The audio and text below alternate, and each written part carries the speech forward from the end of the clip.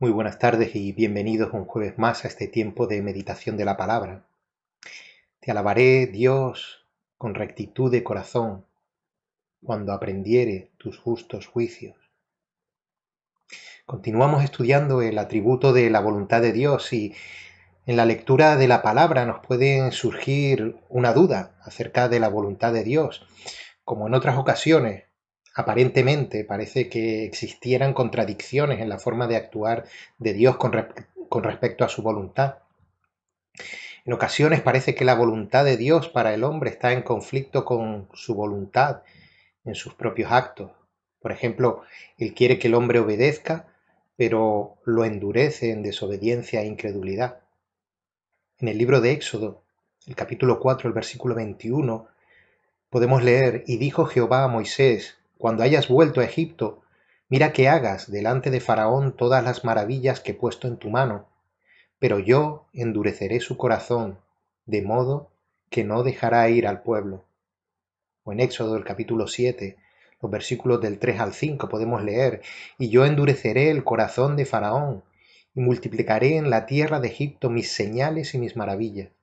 Y Faraón no os oirá, mas yo pondré mi mano sobre Egipto, y sacaré a mis ejércitos, mi pueblo, los hijos de Israel, de la tierra de Egipto, con grandes juicios. Y sabrán los egipcios que yo soy Jehová, cuando extienda mi mano sobre Egipto, y saque a los hijos de Israel de en medio de ellos. O en el libro de Romanos, en el capítulo 9, también encontramos estas palabras: porque la Escritura dice a Faraón: para esto mismo te he levantado, para mostrar en ti mi poder, y para que mi nombre sea anunciado por la tierra. De manera que de quien quiere tiene misericordia, y al que quiere endurecer, endurece. Pero me dirás: ¿por qué pues sin culpa? Porque ¿quién ha resistido a su voluntad? También, por ejemplo, vemos en la Biblia cómo Dios quiere que Abraham sacrifique a su hijo y después le impide hacerlo. Este acontecimiento lo vemos en Génesis, el capítulo 22, los versículos del 1 al 14, que les invito a leer. Dios le pide a Abraham que sacrifique a su hijo, y cuando Abraham se dispone a hacerlo, entonces Dios detiene a Abraham. Aparentemente, ¿está Dios en contradicción consigo mismo?, nos podríamos preguntar. Otro acontecimiento que vemos en la Biblia que sucede es que Dios quiere que Ezequías muera, pero después amplía su vida en 15 años. En Segunda de Reyes, el capítulo 20, los versículos del 1 al 11, este pasaje nos habla de este acontecimiento. Y también en Isaías, el capítulo 38, los versículos 1 y 5 hacen referencia a este suceso. Dice: en aquellos días Ezequías se enfermó de muerte, y vino a él el profeta Isaías, hijo de Amoz, y le dijo: Jehová dice así: ordena tu casa, porque morirás y no vivirás.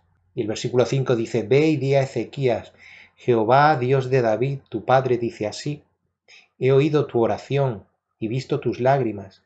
He aquí que yo añado a tus días 15 años.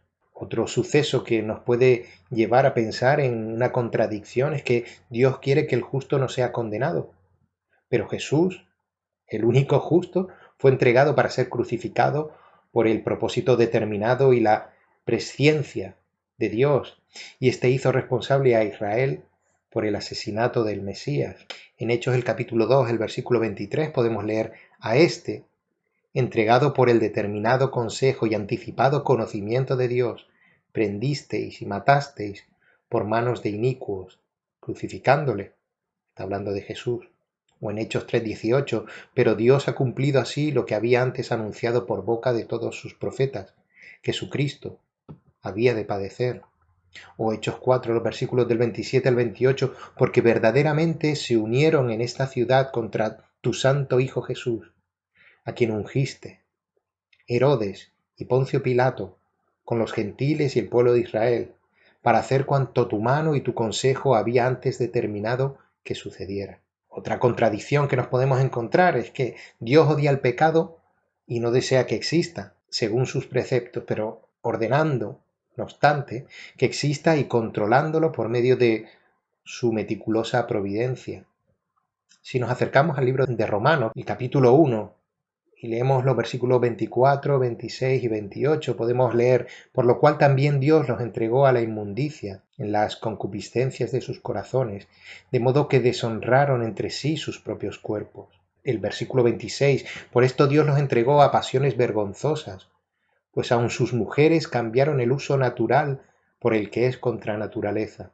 Versículo 28 dice: y como ellos no aprobaron tener en cuenta a Dios, Dios los entregó a una mente reprobada para hacer cosas que no convienen.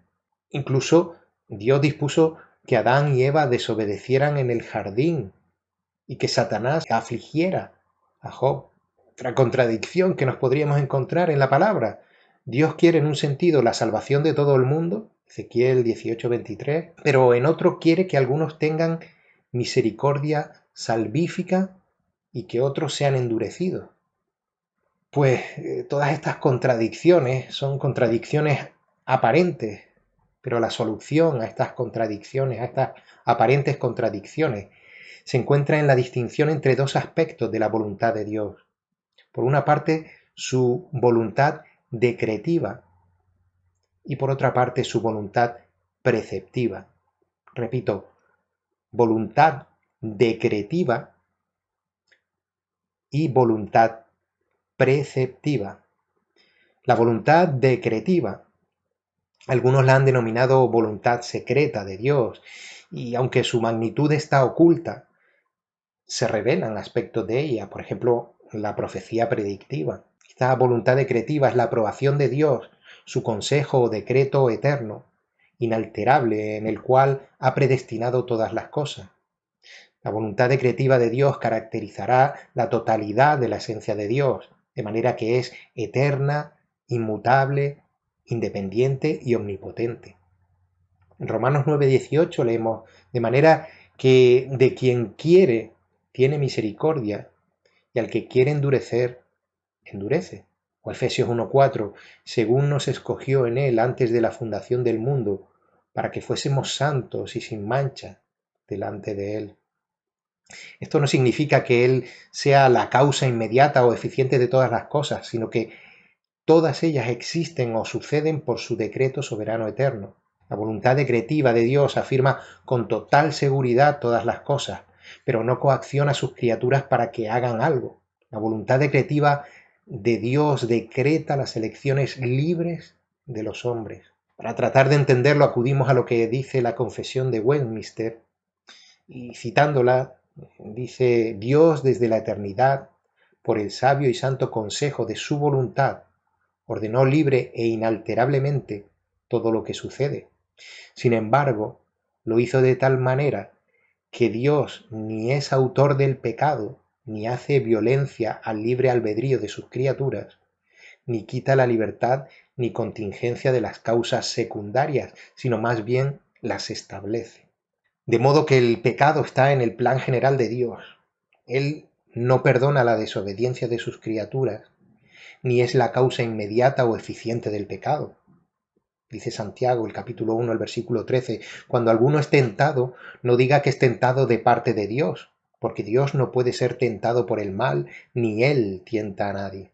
No se deleita en la existencia del pecado en sí mismo, sino que la dispone mediante su decreto para lograr el fin más sabio y santo de traer la gloria suprema a sí mismo. Y si acudimos a Romanos, el capítulo 5, y leemos los versículos 20 y 21, encontramos que estos versículos nos dicen: pero la ley se introdujo para que el pecado abundase, mas cuando el pecado abundó, sobreabundó la gracia, para que así como el pecado reinó para muerte, así también la gracia reine por la justicia para vida eterna mediante Jesucristo, Señor nuestro. Se deberían tener en mente dos precauciones respecto a la voluntad decretiva de Dios. En primer lugar, cuando ésta incluye el pecado, dicha transgresión ocurrirá con toda seguridad, pero se iniciará por el deseo, por la determinación del pecador. Y en segundo lugar, la meticulosa providencia de Dios lo incluye a él apoyando los diversos procesos naturales y hasta elaborando, sin comprometer su santidad, las circunstancias de la decisión de pecar del individuo. Por otro lado, la voluntad preceptiva, que era la otra voluntad que queríamos tratar, consiste en los preceptos de Dios en la ley y en el Evangelio para la conducta del hombre. Mateo 7:21 nos dice: no todo el que me dice Señor, Señor entrará en el reino de los cielos, sino el que hace la voluntad de mi Padre que está en los cielos. O Mateo 12:50, porque todo aquel que hace la voluntad de mi Padre que está en los cielos, ese es mi hermano y hermana y madre. Se le suele llamar la voluntad de Dios revelada o indicada. En ocasiones la voluntad decretiva y la voluntad preceptiva coinciden, pero Dios dispone a menudo, como parte de su voluntad decretiva, que la criatura desobedezca a su voluntad preceptiva. Dios revela su voluntad preceptiva mediante los mandamientos, las prohibiciones, las advertencias, los castigos y los juicios de las Escrituras. La voluntad preceptiva de Dios es su voluntad en un sentido prescriptivo solamente. Su voluntad decretiva es la perfección que resulta en sucesos reales. La voluntad preceptiva no revela lo que Dios hará, sino lo que Él exige a su pueblo. Dios ha incluido el pecado en su plan, prohibiéndole al hombre pecar, pero sirviéndose del pecado como medio de traer la mayor cantidad de gloria a sí mismo. En Génesis 50:20, vosotros pensasteis mal contra mí, mas Dios lo encaminó a bien, para hacer lo que vemos hoy, para mantener en vida a muchos pueblos. Son palabras de José a sus hermanos después de todas las vicisitudes que José pasó y el reencuentro con sus hermanos y cómo lo que habían hecho sus hermanos, ese pecado que habían cometido sus hermanos, pues fue utilizado, encaminado a bien para que Dios cumpliese la voluntad que él quería cumplir. Hechos 2:23, a este, entregado por el determinado consejo y anticipado conocimiento de Dios, prendisteis y matasteis por manos de inicuos, crucificándole, hablando aquí de Cristo mismo. Tanto en su voluntad decretiva como en su voluntad preceptiva, Dios no toma placer en el pecado, ni determina de forma absoluta salvar a todas las personas. Por poner un ejemplo, acudimos a Ezequiel, el capítulo 33, el versículo 11, que dice así: diles, vivo yo, dice Jehová el Señor, que no quiero la muerte del impío, sino que se vuelva el impío de su camino y que viva. Volveos, volveos de vuestros malos caminos. ¿Por qué moriréis, oh casa de Israel? ¿A qué tipo de voluntad la asociaríamos este versículo? Debería clasificarse bajo la voluntad preceptiva de Dios. Es un precepto que Dios da, que por tanto no va a salvar a todos los impíos. La voluntad decretiva de Dios se ejecuta por medio de su voluntad preceptiva. La voluntad decretiva y la voluntad preceptiva de Dios deben mantenerse en tensión. Negar su voluntad preceptiva es cometer injusticia contra la santidad de Dios e ignorar la gravedad del pecado. Pero negar la voluntad decretiva de Dios es negar su omnisciencia, su sabiduría, su omnipotencia y su soberanía. Resuenan finalmente las palabras de Jesús diciendo: el tiempo se ha cumplido y el reino de Dios se ha acercado. Arrepentíos y creed en el Evangelio. Por tanto, al Rey eterno, inmortal, invisible, único Dios, a Él sea honor y gloria por los siglos de los siglos. Amén. Oremos. Sí, Señor, conocemos que tu voluntad decretiva define todo lo que acontecerá y sabemos que todo ello será para gloria de tu nombre. Ayúdanos, Señor, a obedecer tus preceptos y a glorificar tu nombre con todo aquello que tú permitas que suceda en nuestras vidas. Somos vasos de barro en tus manos con el temor de ser rotos, pero con la confianza final de ser de nuevo moldeados por ti para tu gloria y honor. En el nombre de Jesús. Amén.